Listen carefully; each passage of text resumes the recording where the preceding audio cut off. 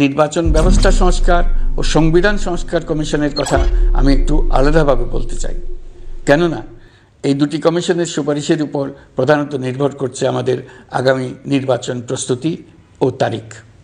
এই প্রসঙ্গে বড় খবর হলো, প্রধান নির্বাচন কমিশনার সহ নির্বাচন কমিশন গঠন করা হয়ে গেছে। কমিশন দায়িত্ব গ্রহণ করেছে। এখন থেকে তাদের হাতে দায়িত্ব ন্যস্ত হলো ভবিষ্যৎ সরকার গঠন করার প্রক্রিয়া শুরু করার। তারা তাদের প্রস্তুতির কাজ শুরু করেছেন। তাদের হাতে অনেক কাজ। প্রথমে সবচেয়ে বড় কাজ ভোটার তালিকা হালনাগাদ করা। এটা এমনিতেই কঠিন কাজ। এখন কাজটা আরও কঠিন হলো এই জন্য যে গত 3টা নির্বাচনে ভোটারদের অংশগ্রহণ করার সুযোগ ছিল না।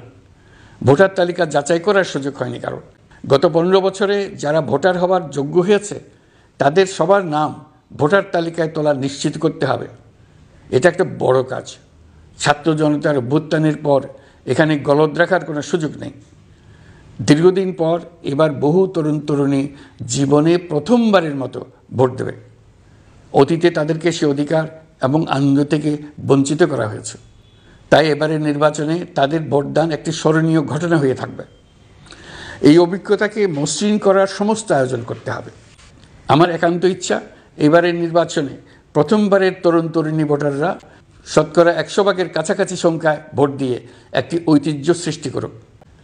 নির্বাচন কমিশন এবং সকল সামাজিক প্রতিষ্ঠান ও রাজনৈতিক দলের প্রতি আমার আহ্বান, সবাই মিলে আমরা যেন ওই লক্ষ্য অর্জনে নানা প্রকার সৃজনশীল কর্মসূচি গ্রহণ করি।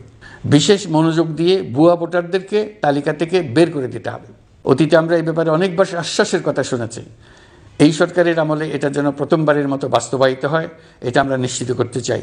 তবে রাজনৈতিক ঐকমত্যের কারণে আমাদেরকে যদি অল্প কিছু সংস্কার করে ভোটার তালিকা নির্ভুলভাবে তৈরি করার ভিত্তিতে নির্বাচন সম্পন্ন করতে হয়, তাহলে 2025 সালের শেষের দিকে নির্বাচন অনুষ্ঠান হয়তো সম্ভব হবে। মোটা দাগে বলা যায় 2025 সালের শেষ দিক থেকে 2026 সালের প্রথমার্ধের মধ্যে নির্বাচনের সময় নির্ধারণ করা যায়।